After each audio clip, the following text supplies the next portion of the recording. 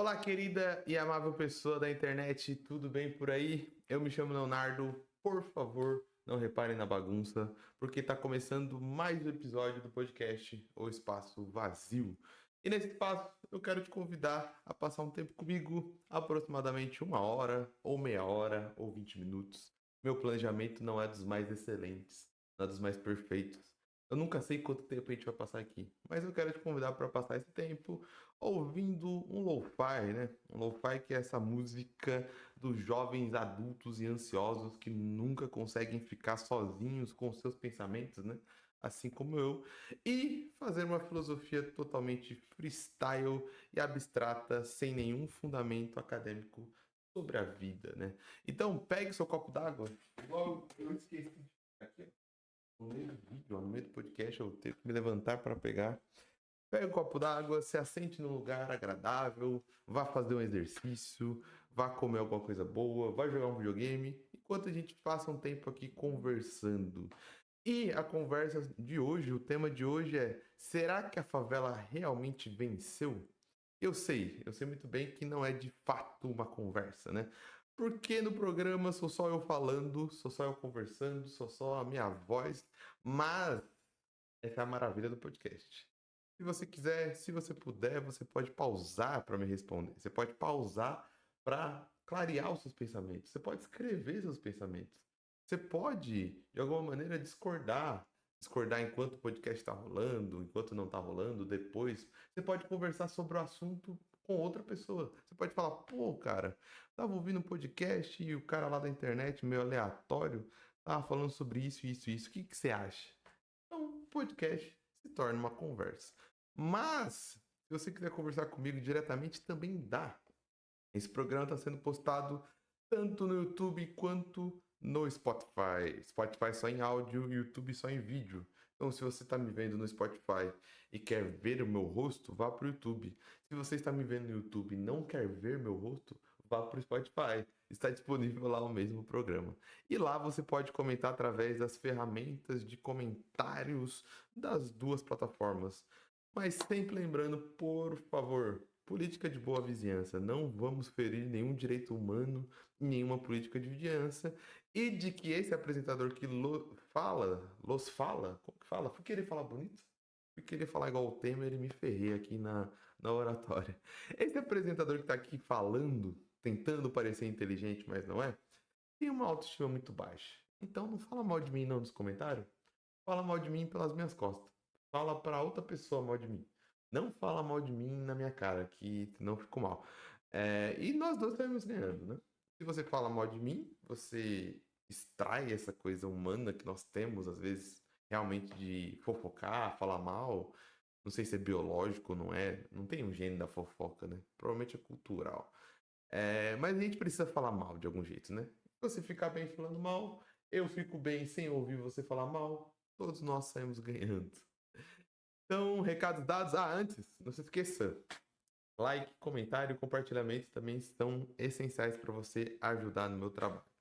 Então, recados dados, bora pro papo. E hoje o nosso tema será acompanhado pelo Airbnb Buds e Chilifa. Não sei pronunciar direito o nome do canal. O nome do canal é Chilifa, que dá nome ao vídeo também. Os links para você acompanhar o trabalho desse criador e apoiá-lo se você quiser e puder vão estar na descrição do programa. Então, bora começar essa música e bora começar o programa.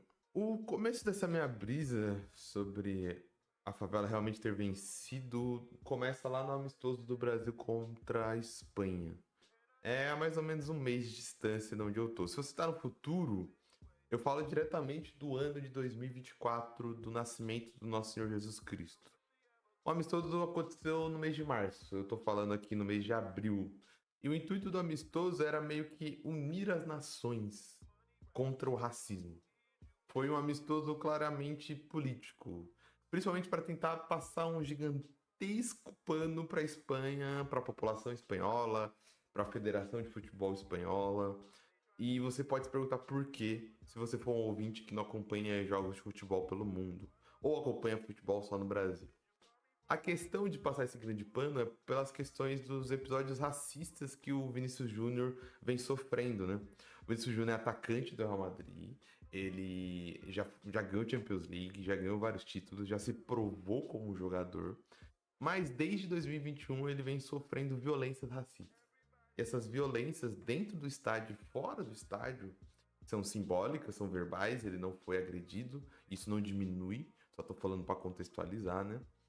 E tanto a La Liga, quanto o Real Madrid, quanto o governo espanhol não fazem nada e não fizeram nada de verdade para punir as pessoas que cometem esses atos racistas, para punir os clubes, para punir as torcidas. Eles montaram um amistoso, né? E os casos escalaram tanto que a gente teve lugares ao redor do estádio que os torcedores se juntam para ofender o Vinícius Júnior. Para chamar ele de macaco, para ofender ele. E teve até torcedores que pegaram bonecos de pano. Olha essa história que bizarra. Eles pegaram bonecos de pano ou bonecos de isopor. No vídeo não dá para saber em específico, mas eles pegaram esses bonecos, cara, e fizeram simulação de enforcamento como se fosse o Vinícius Júnior. Fizeram simulação de violência contra o Vinícius Júnior como se fosse totalmente ok. E passou despercebido. E os casos continuaram aumentando, principalmente porque o Vinícius Júnior não deixa de denunciar e reclamar. Ele tem se tornado uma voz frequente sobre isso, ele não deixa de falar sobre isso, ele continua se posicionando, ele continua fazendo as coisas que falam que atrai os racistas ou que atrai as violências, que é como, por exemplo, comemorar gols dançando, sendo uma pessoa expressiva, ser uma pessoa alegre, né? Isso parece que de alguma maneira enfurece mais ainda os racistas. É como se, ao fazer isso, o Vinícius Júnior estivesse tirando um direito deles de xingar. Como o Vinícius Júnior não se cala dentro do estádio, fora do estádio, parece que os casos de racismo continuam aumentando. Tipo, a gente só vai parar, parece, quando você se calar. Quando você entrar na nossa regra, quando você entrar no pacote, na caixa que a gente desenhou. Que é assim que se faz, ó. Você não pode comemorar, você não pode falar, você não pode reclamar de racismo. Tem que entrar dentro dessa caixa, né? E é louco porque isso, inclusive, escalou tanto que até jogadores adversários começaram a ter casos de violência verbal contra o Vinícius Júnior. O Ferran Torres, do atacante do Barcelona, ele foi pego por uma câmera no banco de reserva e fizeram leitura labial dele falando o seguinte sobre o Vinícius. Vou abrir aspas aqui. Lá está o Vinícius, com suas idiotices. Qualquer dia eu faço uma besteira com ele, te juro. Se esse babaca me falar algo, eu faço uma besteira que o arrebento. E qual que é o motivo disso tudo? Aquilo que eu já falei. O Vinícius comemora gols, o Vinícius faz gol, o Vinícius dança depois do gol, o Vinícius denuncia o racismo, continua denunciando e é feliz. E é algo que parece ser realmente muito provocante, né? Você não pode dançar, você não pode denunciar, né? É algo que realmente o Ferran Torres tem razão, ele tem que ser punido, né? Inclusive, até jogadores do próprio Real Madrid, lá em 2022, segundo a rádio Cadena Ser, lá da Espanha, estavam pedindo para o Vini Júnior mudar seu jeito. Estavam pedindo para ele ser menos provocativo, ser mais educado, como se dançar depois de um gol fosse menos educado. Eu entendo a questão da cultura, sabe? Pô, você tá adentrando uma cultura diferente. Mas essa conversa entre culturas é uma via de mão dupla. O Vinícius Júnior, ele tá entrando na cultura espanhola, europeia, mas ao mesmo tempo ele vem de uma cultura brasileira. Se os espanhóis querem que ele entenda a cultura espanhol, os espanhóis também têm que entender a cultura brasileira de que, pô, ele vai dançar e isso não é uma ofensa aos seus adversários. Para a sociedade espanhola, o racismo é permitido dentro do esporte. E a culpa do racismo, por todos esses exemplos que eu dei, é de quem está sofrendo racismo. Ele está provocando racismo simplesmente por ser ele, da cultura dele. É o racismo na sua forma mais original. E não à toa vem do local que ajudou a escrever essa história racista. Ajudou a criar um mercado de venda e compra de corpos negros por mais de 300 anos da África para a América. É uma cultura de transformar a cultura do outro, de diminuir o outro, de subjugar o outro, até o momento que o outro se transforme naquilo que ele quer. O que eles querem, na verdade, é que o Vinícius vista uma máscara europeia, uma máscara branca. Quando ele se comportar igual os espanhóis, iguais os brancos, aí ele vai ser digno de respeito. Porque tudo que vem da cor dele, da cultura dele, do lugar onde ele nasceu, não é digno de respeito. E é tão absurda a prepotência, a crueldade e a mínima falta de noção dessa cultura, dessa visão elitista, colonialista e racista do mundo, que no amistoso para fazer as pazes, aqui eu faço aspas, né? Entre o Brasil e a Espanha, o Carvajal, o zagueiro do Real Madrid, companheiro do Vini Júnior, disse na entrevista coletiva antes do jogo que os espanhóis não são um povo racista.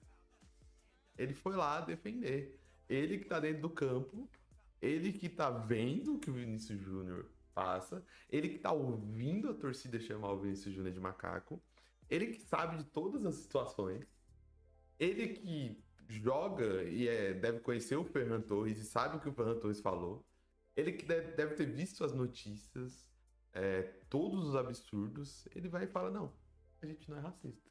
É prova do que eu falei. Pra eles, tá normalizado ser racista. Tá tão normalizado que pra eles é de boa. Pô, chamou de macaco, mas aqui é assim mesmo, Vinícius. Você tem que ficar quieto na tua e é isso, não reaja, né? E pra colocar a última pá de cal nessa situação horrível que foi esse amistoso, eu enumero duas coisas. Primeiro, a CBF decidiu colocar o Vinícius Júnior pra fazer uma coletiva antes do jogo. Colocaram ele como alvo totalmente solitário para responder 20 minutos de perguntas sobre racismo. Pior que isso, impossível. Era como se o Vinícius Júnior precisasse explicar, como se ele fosse o alvo de tudo, como se ele fosse o culpado de tudo. Não deu outra. O Vinícius desmoronou, ele caiu em lágrimas na frente de todo mundo. Por muitos, isso foi até interpretado como um choro heróico, né? Mas na realidade, como a Mili Lacombe, uma jornalista, escreveu um artigo muito bem sobre a situação, era muito mais um pedido de ajuda do que um choro heróico. Isso não diminui nada o Vini, porque ele não tem obrigação de ser herói. A gente tem que parar com essa coisa de que a gente precisa eleger heróis. Isso, na verdade, é tirar a nossa responsabilidade sobre o fato. É querer que o Vinícius Júnior faça por nós o que todos nós deveríamos fazer coletivamente. A Mili escreve no seu artigo, e aqui eu vou abrir aspas para ela. A entrevista coletiva de Vini Júnior, nesse 25 de março, é uma das mais desoladoras da nossa história. Quem só vê luta não vê destroços. Quem só vê punho erguido não vê lágrima. Quem só vê a potência do embate não vê a dor do sofrimento. Vini disse que é triste voltar para casa. Disse que só queria jogar bola. Disse que as manifestações racistas são pesadas sobre sua saúde mental. Disse que tem perdido a alegria de jogar. Disse e mostrou. Seria o caso de nos perguntarmos quem ganha com a exposição de tanta dor? Porque alguém sempre ganha e não me parece ser Vini Júnior. Nosso craque chorou algumas vezes, assim como choraram duas jornalistas mulheres. Tatiana Mantovani, da TNT, que já fez sua pergunta com a voz embargada, e Kiyomine Nakamura, jornalista japonesa que cobre a seleção há alguns anos. Nakamura precisou parar de falar para poder controlar o pranto. Vini é hoje o nosso principal jogador. Com apenas 23 anos pode ainda conquistar o mundo. Certamente faria isso de forma mais rápida se não tivesse que existir numa sociedade que o julga pela cor de sua pele. Catar seus pedaços em campo depois de todos os jogos, remendar só ele sabe como, lamber as feridas, buscar forças para recomeçar no dia seguinte. Quanto custa tudo isso? A sensação de estar sozinho agrava o que vem passando. E aqui eu fecho aspas para Mili Lacombe. E o segundo adicional ruim, que mostra isso, né? Mostra essa questão de como ele tá solitário nessa luta dentro da seleção e muitas vezes dentro da nossa sociedade, foi a narração do Luiz Roberto, sinceramente. Eu assisti o jogo e o Luiz Roberto chamava o Vini Júnior de escolhido, e sempre que ele falava isso, cara, eu me incomodava um pouco. Ele sempre falava, não, o Vini Júnior é o escolhido na batalha contra o racismo. Ele foi escolhido para isso. Ele foi escolhido para lutar essa luta. Ele foi escolhido para vencer essa luta. E, cara, eu só pensava, mano, que isso é totalmente uma loucura falar isso, tá ligado? Escolhido do quê? O racismo é endêmico na Espanha. Transformar o Vini Júnior escolhido em um herói ia machucar ele ainda mais, cara. Como se a responsabilidade pela solução, como eu falei, do problema, fosse ele individualmente. O Vini, ele é um exemplo. Lógico que ele é um exemplo, é uma referência. A luta dele será escrita, já foi escrita. Mas a solução para o problema é cultural, é social. É escolhido para lutar contra ele. Quem deveria ser escolhido para lutar contra isso deveria ser todos nós, coletivamente. Não o Vinícius Júnior. Isso é tirar a responsabilidade e formar um herói a partir das suas dores e das suas lágrimas, cara. A coletiva, sabe, lá atrás, que ele fez sozinho, deveria estar com todos os jogadores. Eles deveriam todos os jogadores entrar em coletiva, sentados em pé, mostrando uma mensagem contra o racismo. A transmissão da Globo deveria estar recheado de conteúdos antirracistas, antes do jogo e depois do jogo e durante o jogo. Os torcedores racistas, lá na Espanha, ou onde quer que seja, deveriam ser punidos criminalmente e pedagogicamente. A gente não deve transformar o Vini Júnior em um mártir, mas sim construir um exército com ele em volta dele. Não porque ele não pode se defender, não porque ele é frágil, não porque ele não tem condições, mas porque isso é o certo a se fazer quando a gente está falando de um tema como esse. E é isso que me fez pensar no lema Favela Venceu. E em como a gente parece ter esquecido que essas lutas contra problemas culturais, como é a luta como o racismo, como é a luta contra o racismo, né? Falei errado. Não são lutas individuais. A gente esqueceu disso, ou talvez a gente tenha sido levado a se esquecer disso. Com a transformação da nossa cultura, com a transformação de lemas, como o lema Favela Venceu. Querem que o Vini Júnior lute sozinho. Querem que ele ganhe títulos, que eles possam fazer uma matéria no Esporte Espetacular e falar, o jogador venceu o racismo. Esse vai ser o título, né? O jogador que venceu o racismo. Mas isso não resolve o problema. Porque daqui a pouco é o Endrick, que inclusive vai jogar no Real Madrid, vai enfrentar o Valência, vai enfrentar todas as torcidas racistas, que vai estar sofrendo racismo. Daí, mais uma vez, o ciclo se repete. Daqui 20 anos, a Globo fazendo uma matéria com o Endrick, o jogador que venceu o racismo. Porque o jogador que foi escolhido, o Luiz Roberto narrando de novo. O Endrick, o escolhido nessa luta contra o racismo. Mais uma matéria, mais um escolhido e nada se resolve, né? E parece que o lema Favela Venceu vai pro mesmo sentido. De esquecer de como essa frase, na verdade, ela é sobre o coletivo. E a gente transforma essa frase em algo sobre o individual. O lema Favela Venceu virou uma palavra de ordem, que tem muito poder. Poder que eu digo assim, poder simbólico, potência simbólica, né?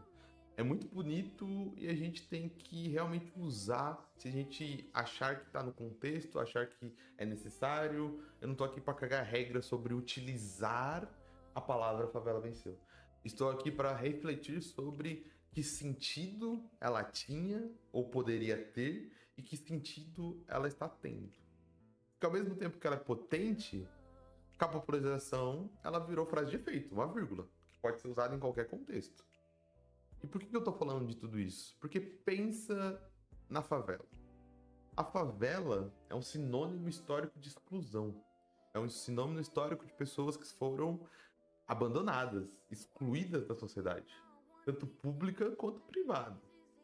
Como o Facção Central pontuou muito bem no álbum Campo de Extermínio, eles chamam a favela de um campo de concentração.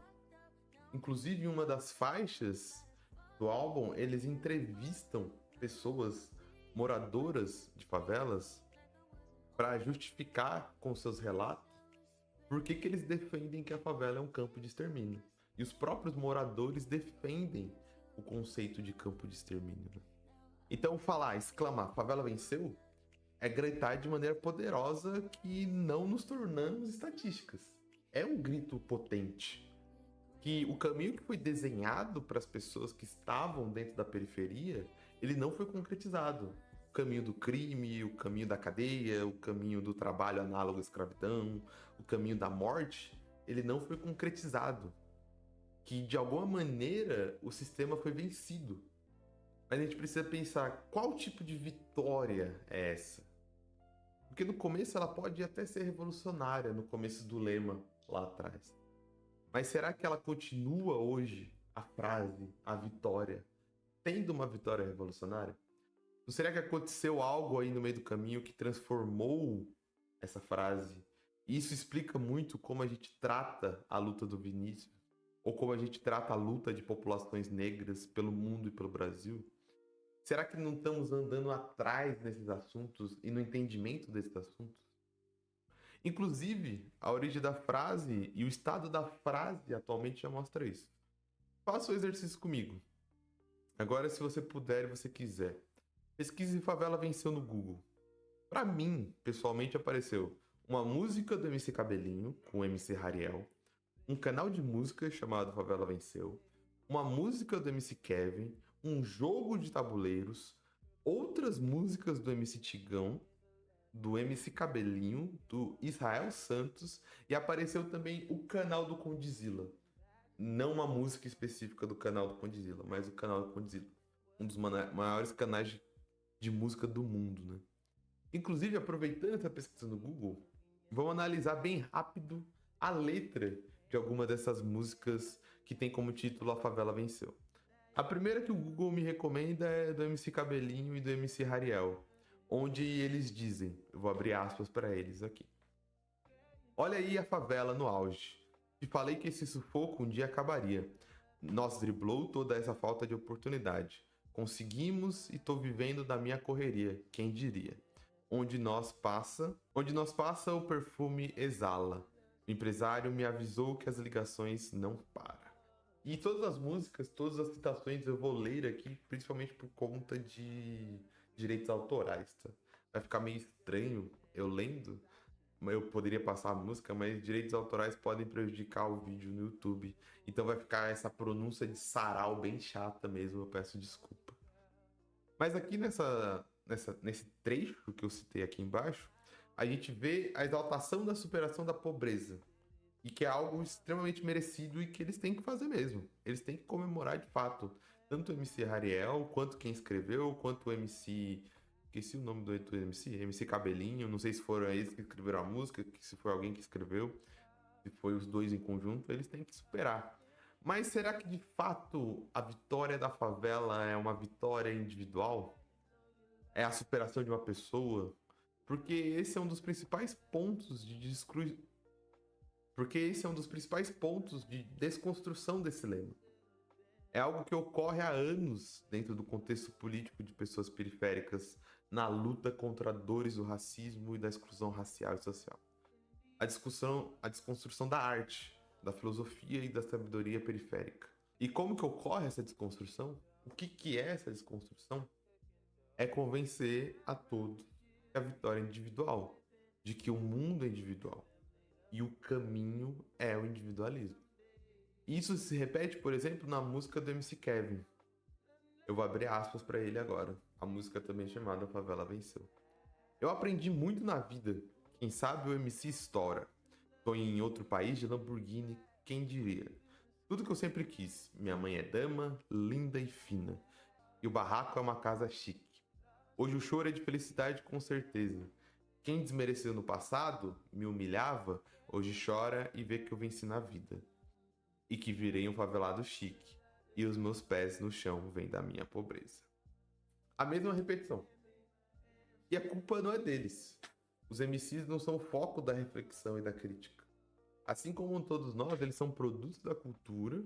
De longe sua música não é ruim por conta disso, e eles não devem ser desrespeitados, e eles têm que continuar podendo gritar a sua vitória, podendo falar que venceram, podendo comemorar que venceram, porque todos nós precisamos, além de viver coletivamente, pensar na nossa vitória individualmente, porque se nós não corremos, pela nossa vitória, pelo nosso pão, pelo nosso dinheiro, ninguém vai correr. Mas o intuito aqui é refletir sobre como nós podemos também nos aprofundar durante a nossa vitória individual.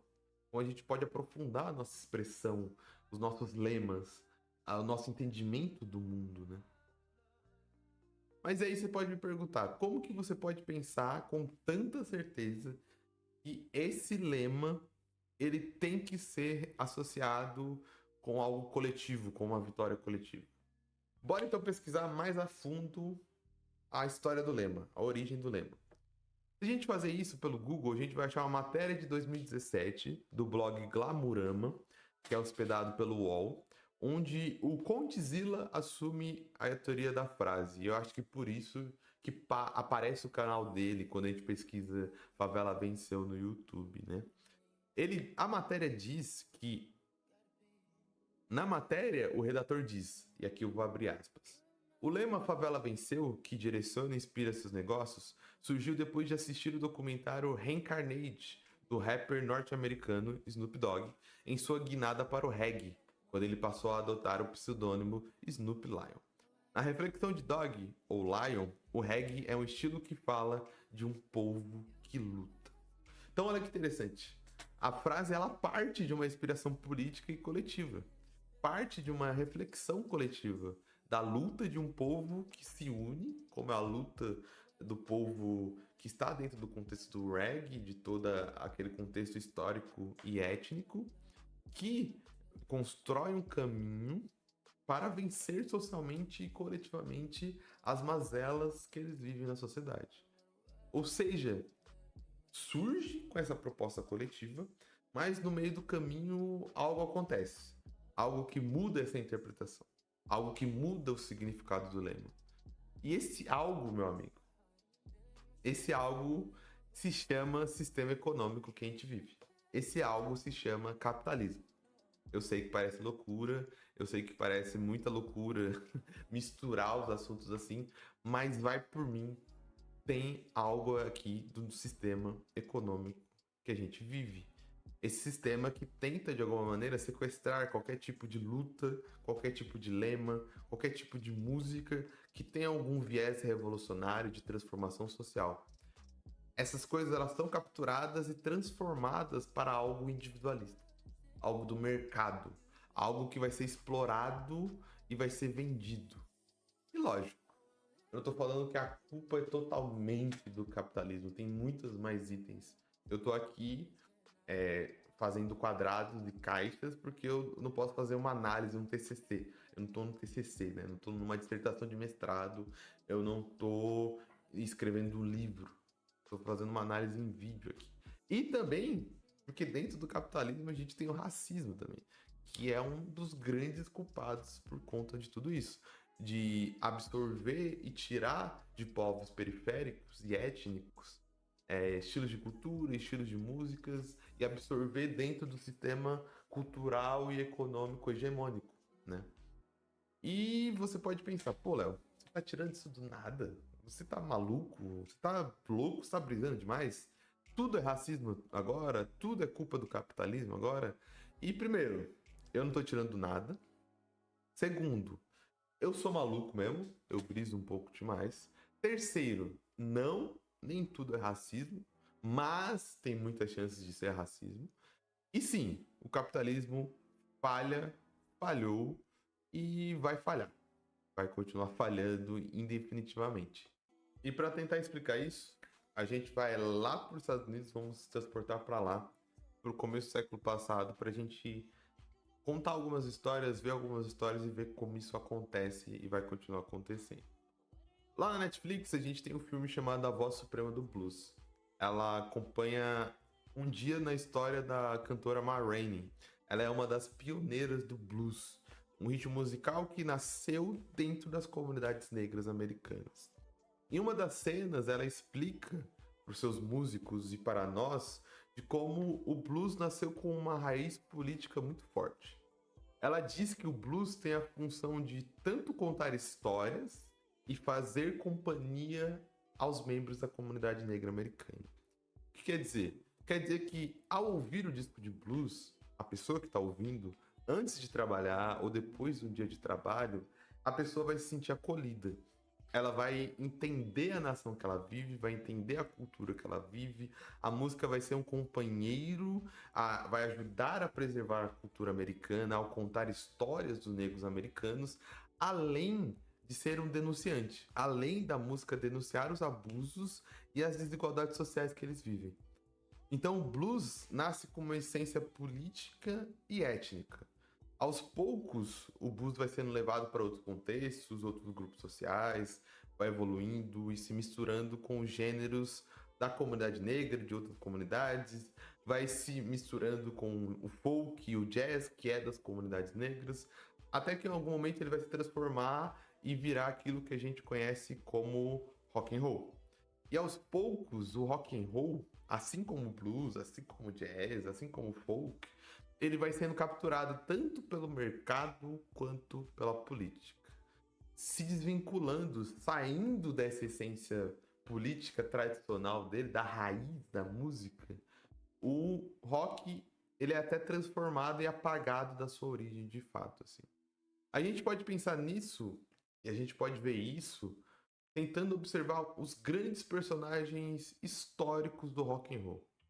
Porque você pensa, se a gente for falar de rei do rock, ou criadores do rock, ou os primeiros grandes caras do rock, a cultura pop vai dar de resposta pra gente Elvis Presley, por exemplo.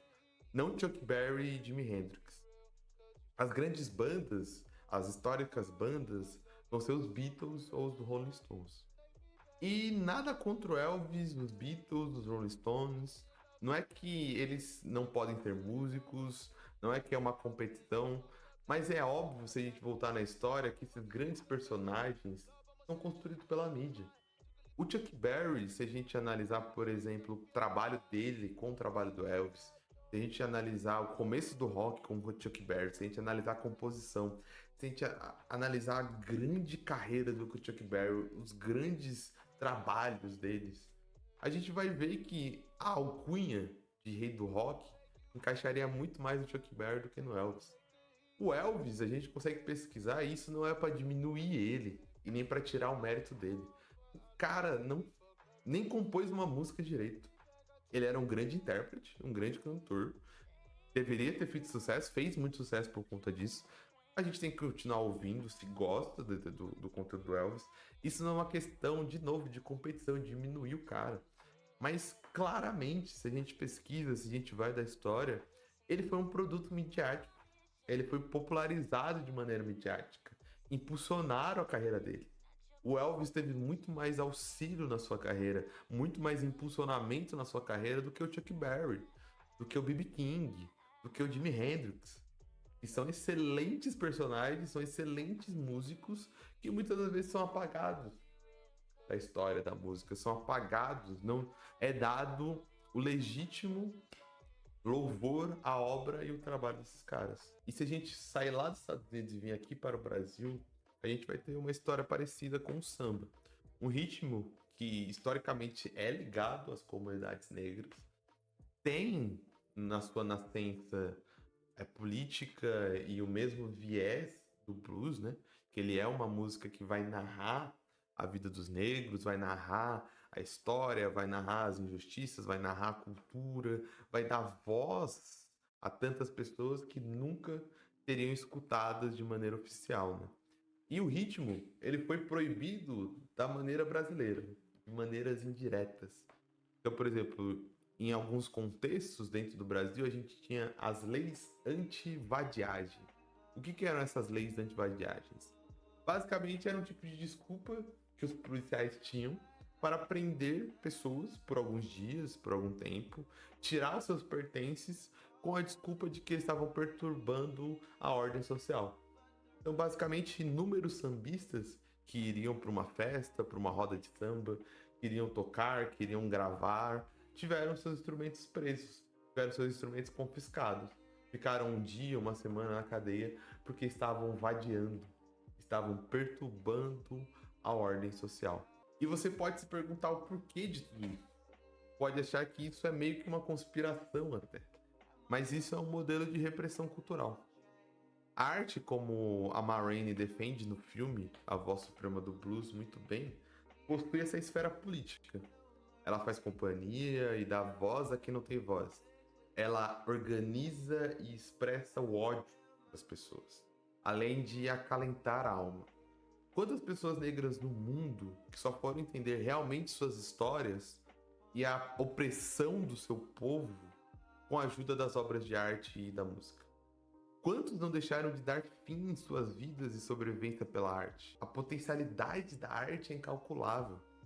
Tirar a política da arte ou suspender a expressão é diminuir a organização de quem eventualmente pode se organizar para se revoltar, de quem não quer acreditar mais no sistema, de quem não quer ter voz, de quem quer mudar as coisas, quem quer correr atrás de seus direitos. O Facção Central, e eu cito eles aqui novamente, expressa isso de maneira magistral na faixa Chico Xavier do Gueto, do álbum que já foi citado, que eu vou ler aqui de novo por conta do copyright. Prepare as algemas, forme um inquérito, abra o processo que eles estão de volta, sem freio na língua, sem meia-verdade, história engraçada ou frase bonita. Facção Central, Chico Xavier do Gueto, pondo no papel o que Deus manda. Nos palcos da noite é a munição traçante, o soldado que prefere ser morto do que o soldado que municia o inimigo. Não é letra violenta não, cuzão. É a música cantada com coração. Facção não faz rap pra você, boy, grupo invejoso, Zé Polvinho. Estamos cagando e andando para as opiniões de vocês. Extremista, célula terrorista. Enquanto Deus porar nos pulmões, vamos ser o avião fazendo estrago de ouvido a ouvido. Vitória não é carro, dinheiro e vagabunda. É injetar ódio no cérebro do conformado, informação no desinformado e autoestima no derrotado. Repito, é injetar ódio no cérebro do conformado, informação no desinformado e autoestima no derrotado. E no Brasil, ocorre mesmo que nos Estados Unidos. Né? Afinal, roda de sambas são horríveis. Baixa cultura e devem ser combatidas. Mas, quando o Vinícius de Moraes e o Tom Jobim se juntam para tocar samba dentro dos teatros municipais, aí é alta cultura. Aí é música popular brasileira. Aí a gente vai até inventar um novo nome. A gente vai falar que é bossa nova. Não é samba, não. Não veio do samba. Não tem origem no samba, não tem tradição do samba. A gente vai escolher um novo nome, vai dar uma repaginada, a gente vai tocar de terno, a gente vai usar piano, né? A gente vai usar uma orquestra. E agora é alta cultura, né? Agora esses são verdadeiros artistas brasileiros. Esses merecem respeito, dinheiro, gravadoras, aparecer na TV e tudo mais. Né? É a colonização da cultura. É o roubo da cultura para desorganizar e desmobilizar aqueles que estão sendo oprimidos. E o mesmo acontece com o rap e com o funk atualmente. Que são capturados assim como o samba, o blues e o rock. E também aconteceu o mesmo com o lema Favela Venceu. Favela Venceu foi capturado pelo sistema econômico e junto com isso, com essa captura, foi ressuscitado um conceito ultrapassado da sociologia brasileira, que é o conceito de democracia racial. Durante parte do século passado, muitos sociólogos defendiam que o Brasil era uma região de muita mistura étnica. Isso faria com que as diferenças não seriam gritantes aqui. Ou seja, que o racismo não seria gritante. Porque afinal de contas, todo mundo tem um pé na grande casa e todo mundo tem um pé na senzala. Todo mundo é misturado, né? Isto construiu uma falácia coletiva cultural de que todos somos iguais. Você já deve ter ouvido alguém falar que no Brasil não tem racismo de verdade. Aqui não tem racismo. Onde tem racismo é lá fora. É lá nos Estados Unidos. Lá nos Estados Unidos que tem racismo de verdade. Aqui não tem racismo porque todo mundo é igual. Isso é fruto dessa teoria da democracia racial, de que todos somos misturados igualmente, foi tudo pacífico, foi tudo bonitinho, não tem por que ter racismo, que todos nós possuímos a mesma chance, basta a gente querer e se esforçar. Afinal, Deus ajuda quem cedo madruga, né? Ou, se você preferir a versão mais atual dessa frase, é trabalhe enquanto eles dormem, né? E isso se provou errôneo com a própria realidade, né? A gente não precisa ser um sociólogo, a gente não precisa ser gênio, a gente consegue ser mais inteligente do que eles. Sociólogos, estou falando do século passado, né? Não desse século. É só você ligar a TV. Quanto mais a gente observa a sociedade, mais a gente percebe que o racismo é latente no Brasil. Faz parte da estrutura brasileira, faz parte da formação do nosso país. O Brasil não é só um país racista, mas que foi construído em cima do racismo e da exploração do trabalho de escravos. Logo, vivemos em um país que foi formado com esse pensamento de que os negros são inferiores e podem ser usados. Como que isso desapareceu com a assinatura de um pedaço de papel pela Princesa Isabel? Impossível. Como de um momento para o outro o país se tornou a terra das oportunidades. Como a mistura da base da escravidão e da violência fez com que todos sejamos iguais. A realidade fala por si só. Pesquise quem é mais discriminado, quem é mais preso, quem é mais morto, quem é mais confundido e quem é mais excluído. O Brasil, república inclusive, pós a abolição da escravatura, simplesmente fez um plano de embranquecimento do país. Liberaram os escravos e sabe o que fizeram? Abandonaram eles. Falaram, vivam. Sem nenhum plano de trabalho, sem nenhum plano de reintegração, sem nenhum plano de pagamento da dívida, porque eles foram escravizados, construíram o país. E se existe Brasil, se existe isso tudo que a gente está vendo, é por conta de trabalho escravo que nunca foi pago e foram abandonados. Abandonados e trocados por um plano de embranquecimento. Um plano de embranquecimento que queria que o Brasil, no século XXI, mais de 90% da população fosse branca. E isso estimulou a imigração europeia. Isso é culpa dos europeus? Não. Você deve se sentir ofendido, a gente tem que lutar contra os europeus, eu tenho que lutar contra quem é descendente de italiano, alemão e tudo mais? Não. É a história do nosso país. E o lema "A favela venceu" poderia ser uma palavra de ordem contra esse sistema. Poderia ser um grito de libertação contra isso. Mas foi capturado e virou uma frase meritocrática. Favela venceu, agora é individualismo e é meritocracia. Tá vendo Condzilla? Ele venceu, ele é da favela, a favela venceu. Qual que é a sua desculpa? A gente possui todas as mesmas chances. Olha lá o Condzilla, ele era da favela, da pobreza e venceu. Qual que é a sua desculpa? Todo mundo igual. Condzilla prova que todos somos iguais. Tá vendo a Anitta? Ela venceu. Qual que é a sua desculpa? Ela era da favela. Ela sofreu racismo. Ela sofreu perseguição. Ela teve dificuldade. Ela superou todas as adversidades. Qual que é a sua desculpa? Somos todos iguais. Ela prova que o racismo aqui não existe. Que a gente tá numa democracia racial. Tá vendo o Vinícius Júnior? Ele venceu. Qual que é a sua desculpa? Vinícius Júnior era da favela. Vinícius Júnior sofreu preconceito. Ele prova que é todo mundo igual aqui. Ele prova que a favela venceu. E na verdade, no fundo, nenhum de nós está vencendo. Porque só o que está vencendo é a ideologia individualista. Estamos vencendo individualmente. Estamos vencendo no nosso próprio umbigo. E de novo, temos que vencer individualmente. A gente precisa sobreviver. Mas, como a gente vai ter a honestidade e a sinceridade de usar o lema "favela venceu" quando só nós estamos vencendo? Na verdade, de novo, repito, no fundo, nenhum de nós está vencendo. Nenhuma favela está vencendo. Quem está vencendo é a ideologia que destruiu o povo. A ideologia que escravizou o povo.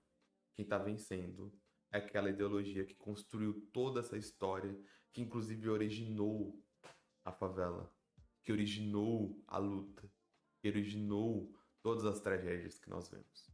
Repito de novo, dessa vez, para concluir.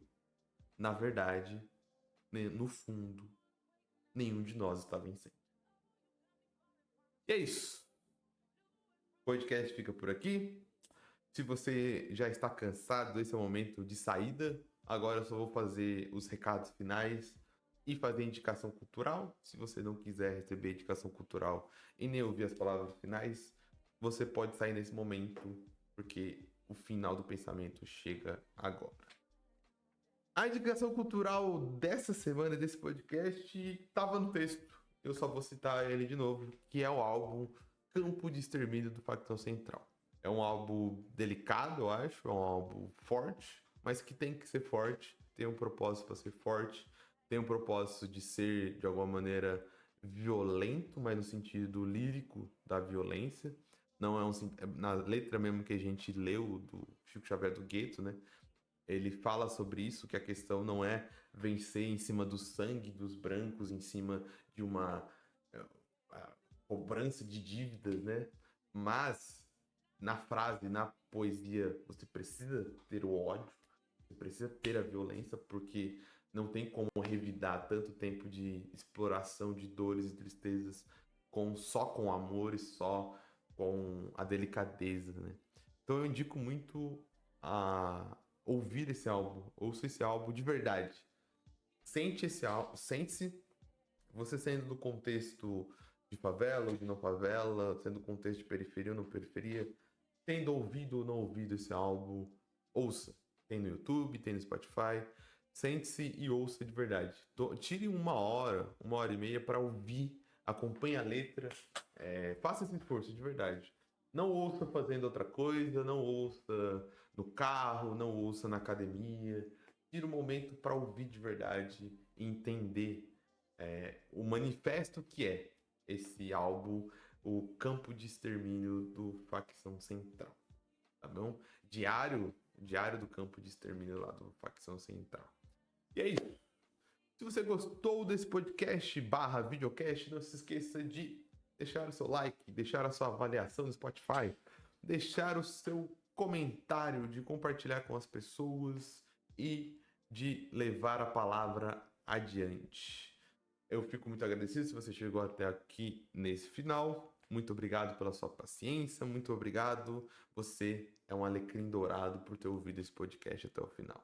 Eu vou ficando por aqui, um grande abraço e